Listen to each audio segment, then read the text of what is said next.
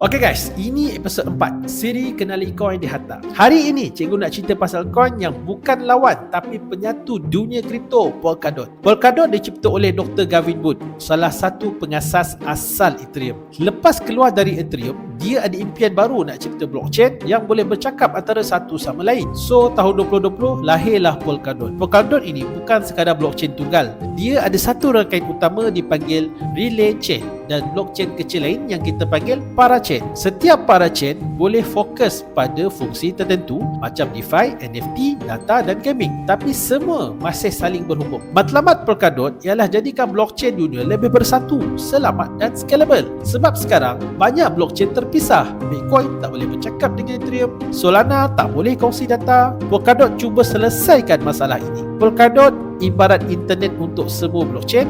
Dia tak bersaing tapi menyatukan ekosistem digital dunia. Dalam episod 5, cikgu nak kenalkan coin yang bagi rangkaian blockchain bercakap dengan dunia sebenar, Chainlink.